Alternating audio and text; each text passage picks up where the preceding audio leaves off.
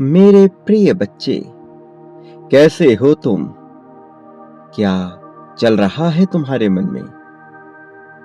मुझे भनक लग रही है कि कुछ दुविधापूर्ण हो रहा है, लेकिन मैं तुम्हें ये बता रहा हूं कि आंधियों का वेग निकल चला है।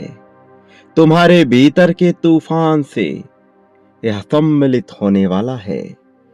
प्रचंड ज्वाला जल पड़ी है। अब तुम अपने उन आंसुओं को मत रोको जो तुम्हारे मन में निराशा का अंधकार उत्पन्न कर रहे हैं। मेरे प्रिय, आखिर तुम क्यों उदास हो रहे हो? किस बात से निराश हो रहे हो? जब मुझसे तुम्हारा दुख छिपा ही नहीं है, तो फिर तुम क्यों उदासी के दलदल में धंसते चले जा रहे हो? मैं आज तुम तक यह संदेश पहुंचा रहा हूं, क्योंकि अब तुम बहुत ही गंभीर रूप से विभिन्न प्रकार के रास्तों का चयन कर रहे हो, जो तुम्हें सच्चाई की ओर लेकर नहीं जाएंगे, जो सत्य के मार्ग का अनुसरण नहीं करते, जो जीत की मंजिल तक नहीं पहुंचाते। लेकिन मैं आ गया हूं तुम्हारी उंगलियां पकड़कर तुम्हें सही रास्ते पर ले जाने के लिए, तुम्हारा हाथ पकड़कर तुम्हें वो राह दिखाने के लिए जिस राह से जीत की मंजिल दिखाई देती है, जिस राह से मुक्ति का मार्ग दिखाई पड़ता है, जहां केवल प्रेम ही बसता है और जहां अपनापन और सौहार्द हर किसी के मन में छिपा रहता है। मेरे प्रिय बच्चे, तुम्हारा दुख मुझसे बिल्कुल भी छुपा नहीं है। तुम्हारी पीड़ा का मुझे आभास है। तुम भले ही अपने उस दर्द को अपने सीने में छुपाने का प्रयत्न करो, तुम चाहे कितने ही प्रयास क्यों ना कर लो स्वयं को प्रसन्न दिखाने का इस संसार के आगे, लेकिन मुझसे तुम्हारी पीड़ा, तुम्हारा दर्द, तुम्हारा दुख, तुम्हारे भीतर की कोई भी भावना छुपी नहीं है। चाहे तुम प्रेम की भावना उत्पन्न करो, चाहे तुम नफरत की भावना उत्पन्न करो, चाहे तुम ईर्ष्या से घिरे हुए रहो, या फिर अपनेपन के पूरे एहसास से घिरे हुए रहो, मैं तुम्हारी हर एहसास को, मैं तुम्हारे हर भावनाओं को बेहतर तरीके से महसूस करता हूँ। मैं तुम्हारे भीतर जल रही ज्वाला को देख सकता हूँ, तुम्हारे भीतर उमड़ रहे तूफान को देख सकता हूँ। मेरे प्रिय, मैं सब कुछ देख पा रहा हूँ। तुम्हारा चेहरा भी कुछ भी छुपा नहीं पा रहा। तुम्हारा चेहरा तुम्हारे ही हृदय का एक दर्पण है, जो अपने आप ही सब कुछ बखान कर रहा है। प्रिय बच्चे, मैं जानता हूं कि तुम्हारी पीड़ा क्या हो, तुम्हारे भीतर कौन से जख्म तुम्हें गहरे घाव दे रहे हैं। मैं जानता हूं कि समय के मात में तुम दबते चले जा रहे हो। समय तुम्हें किस तरह से पीड़ा दे रहा है, मैं सब कुछ देख रहा हूं, लेकिन तुम्हें ज्ञात नहीं कि यही समय तुम्हें उस पीड़ा से बाहर भी निकालेगा। क्योंकि तुम्हें भविष्य का ज्ञान नहीं, इसलिए तुम समझ नहीं पा रहे कि ये कैसी रचना रची जा रही है। लेकिन जो समय बीत गया है, वह कभी भी तुम्हारे लिए परिवर्तनकारी नहीं हो सकता।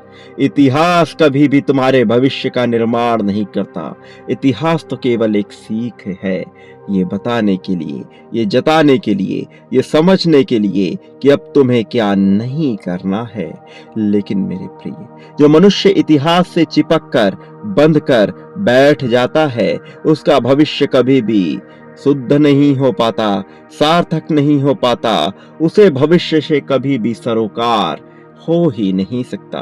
मेरे प्रिय बच्चे, इस संसार में जीवन बहुत ही अमूल्य है और उस पर मनुष्य का जीवन सर्वाधिक अमूल्य है। यदि तुम मनुष्य के इस जीवन के महत्व को अभी नहीं जान पाओगे, तो फिर इसमें बहुत देर हो जाएगी।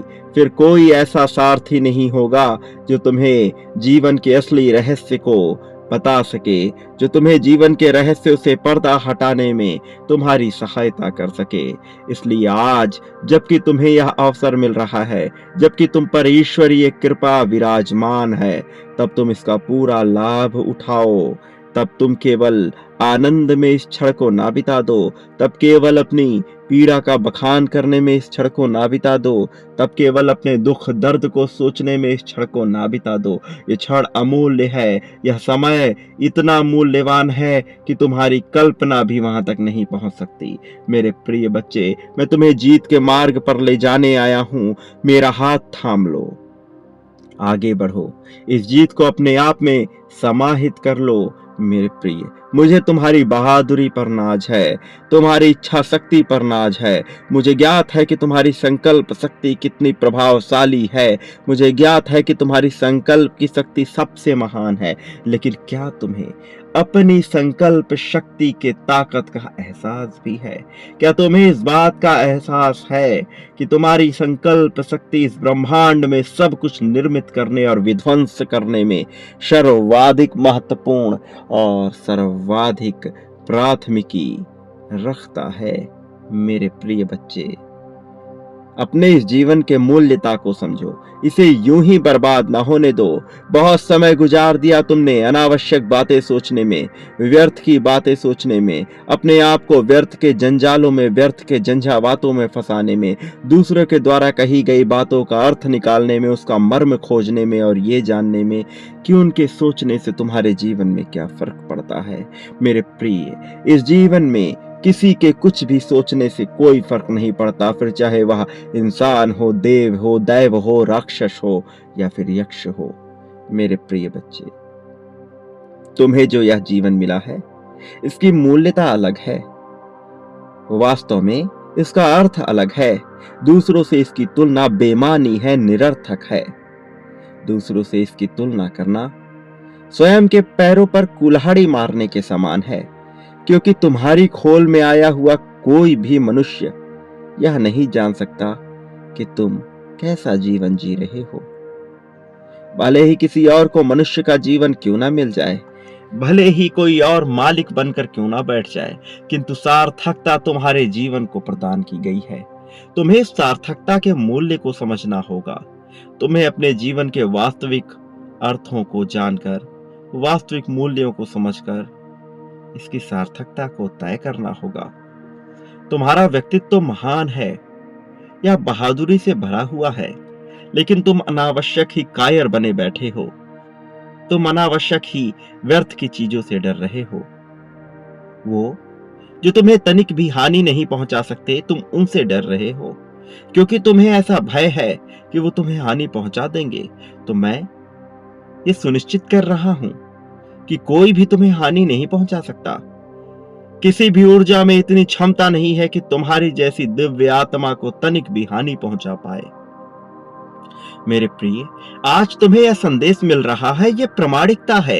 यह स्वयं ही प्रमाणित कर रहा है कि तुम दिव्यता से भरे हुए पवित्र और पुण्य आत्मा हो। तुम्हारी पवित्रता को सार्थकता की आवश्यकता नहीं है। तुम्हारे जन्म को सार्थकता की आवश्यकता नहीं है। वास्तव में तुम्हारे उद्देश्य को भी सार्थकता की आवश्यकता नहीं है। यदि किसी चीज को सार्थकता की आवश्यकता है तो वह तुम्हारे मानसिक विचारों को है, क्योंकि यही तय करेंगे कि तुम किस राह का चयन करते हो। तुम्हारे कर्मों से जरा भी संशय उत्पन्न नहीं होता, जरा भी संदेह उत्पन्न नहीं होता, लेकिन तुम्हारे विचार स्वयं ही संदेह को जन्म देते हैं। तुम्हारे विचार मानसिक रूप से तुम्हें कमजोर बनाते हैं। तुम स्वयं ही स्वयं को कमजोर बनाने की ओर प्रेरणा बढ़ रहे हो। मेरे प्रिय, ये प्रेरणा देना बंद करो और प्रेरणा दो तो सार्थक चीजों में दो, अपने जीवन की सार्थकता में दो, अपने जीवन के मूल्य को समझने में दो, ना कि ये जानने में कि तुम कैसे दिख रहे हो, तुम कैसे दिखोगे, तुम्हारा प्रभाव क्या है, तुम्हारा क्या प्रभाव नहीं है, तुम्हारे क्या गुण है, तुम्हारे क्या अवगुण है। इसे जानना या समझना या इस पे अमल करना विशेष रूप से किसी भी तरह से सार्थक हो ही नहीं सकता। तुम जैसे हो वही अपने आप में विशिष्ट है, वास्तव में अति विशिष्ट है। इसलिए इस पर ध्यान देने के बजाय कि लोग क्या सोचेंगे या तुम्हें क्या करना चाहिए, यह बिल्कुल भी सही नहीं है। इस पर ध्यान देने के बजाय यह सोचो कि अब जबकि तुम्हें मनुष्य का जीवन मिल गया है, तो कैसे इस जीवन को आनंद में रहकर तुम जी सकते हो। इसे व्यतीत करने का विचार ना करो, इसे काटने की बिल्कुल भी चेष्टा ना करो। इसे भरपूर जीवन को जीने का आनंद लो। इसे कैसे जीना है, इस पर विचार करो। कौन क्या सोचता है, कौन क्या सोचेगा, यह सोचकर अगर तुम कोई कार्य करने से बचोगे तो तुम जीवन में सार्थकता को कभी पा ही नहीं सकते। इसलिए इस जीवन में यदि तुम्हें अपने मूल्य को बढ़ाना है, अपने मूल्य को समझना है, तो तुम्हें ये जानना ही होगा कि यहाँ सब कुछ मेरी इच्छा, मेरी मर्जी से होता है। कोई मनुष्य कभी भी महान नहीं होता, कोई आत्मा कभी भी महान नहीं होती। वह महान होती है क्योंकि मैं उसका चयन करता हूँ। वह महान होती है क्योंकि वह मेरा ही अंश है। वह आत्मा परमात्मा का अंश है, इसलिए वह महान है। मेरे प्रिय, इस बात को तुम्हें जानना होगा, इस बात को तुम्हें गंभीरता से समझना होगा, इसकी महत्वता को समझना होगा। विचार करो कि तुम्हारा जीवन किस दिशा में जा रहा है। क्या उसे उसी ही दिशा में होना चाहिए या फिर तुम्हें परिवर्तन की आवश्यकता है? ये विचार तुम्हारा होगा, चयन मेरा होगा, कर्म तुम्हारे होंगे, परिणाम मेरा होगा, भोग तुम्हारी होगी, भक्ति मेरी होगी। मेरे प्रिय बच्चे, जो मैं कह रहा हूँ उसके अर्थों को जानो। केवल शाब्दिक अर्थ पे अगर रह गए तो तुम कभी भी इसके सार्थक अर्थ को समझ ही ना सकोगे। इसलिए शाब्दिक अर्थ से ऊपर उठ के इसके मार्मिक अर्थ को समझो। जो तुमसे बताया जा रहा है उसके भीतर झांको। किताबों में लिखी हुई जो भी पंक्तियां हैं उनके बीच के रहस्य को समझो, उस गूढ़ रहस्य को जो तुमसे कब से बताने का प्रयास किया जा रहा है, जिसके लिए बहुत प्रयत्न हो चले हैं। तुम जो कि अब तक अकेले जीवन जीते आए हो, मैं तुम्हें अभी आगे अकेला नहीं होने दूंगा। मैं तुम्हें थकने नहीं दूंगा, मैं तुम्हें ऊर्जा विहीन होने नहीं दूंगा।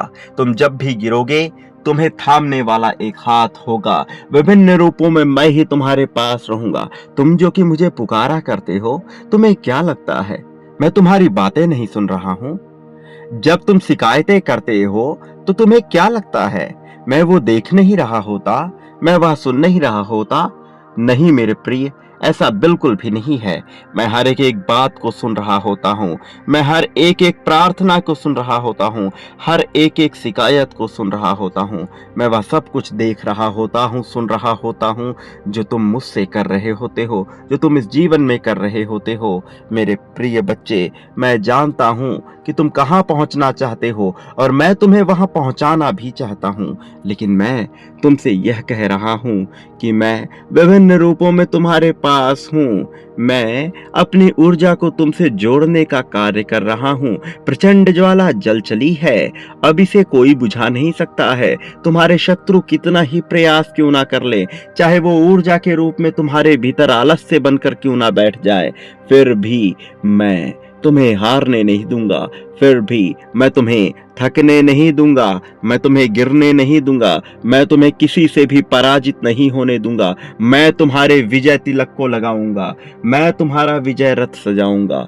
मेरे प्रिय बच्चे, मैं जानता हूं कि तुम किस तरह से थक कर चूर हो चुके हो, किस तरह से तुम टूट कर बिखर चुके हो, लेकिन क्या तुम्हें ज्ञात है कि हर बार तुम मुसीबत से कैसे निकल गए? क्या तुमने कभी विचार किया कि हर बार तुम जब भी हारे हो उसके बावजूद भी तुम आगे बढ़ते रहे हो? मेरे प्रिय, विचार करो, हर बार मैं तुम्हारे साथ खड़ा था। मैंने तुम्हें कभी भी किसी भी मुसीबत से हारने नहीं दिया, मैंने तुम्हें हर बार बचाया है। याद करो, जब तुम्हें पहली समस्या आई थी तुमने कहा था कि तुम इस समस्या के बाद सदैव मेरे आभारी रहोगे, लेकिन उसके बाद तुम्हारे पास फिर से समस्या आई क्योंकि तुमने ऐसी परिस्थितियां उत्पन्न की, क्योंकि तुम्हारे कर्म सटीक दिशा में नहीं जा रहे थे। लेकिन हर बार मैंने तुम्हें बचाया है। हर बार तुम अपने वादे से मुकरे थे, लेकिन मैं तब भी तुम्हारे साथ खड़ा रहा, क्योंकि मैं जानता हूं कि तुम्हारी आत्मा पवित्र है, तुम्हारे इरादे नेक हैं, तुम बुरा नहीं सोचते, तुम बुरा नहीं चाहते।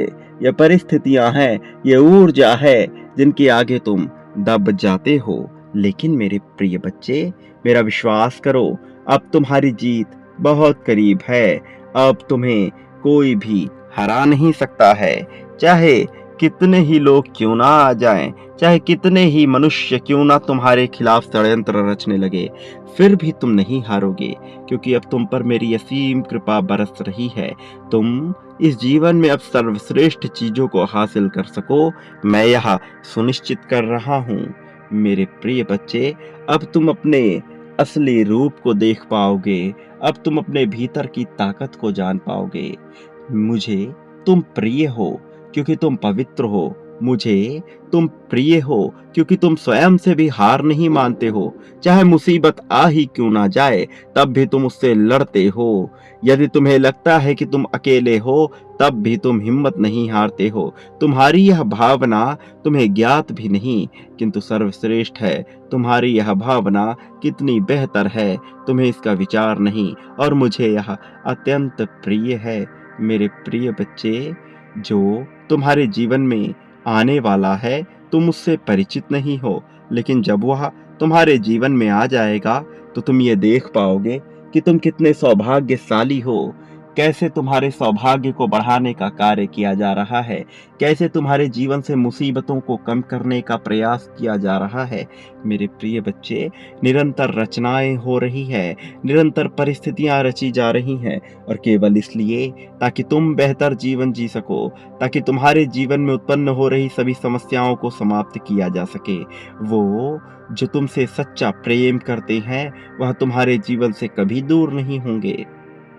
लेकिन एक बात याद रखो कि यदि कोई तुम्हें छोड़कर जाता है, तो तुम्हें उसके लिए इतना विलाप नहीं करना चाहिए कि उसे ही सब कुछ मान बैठो।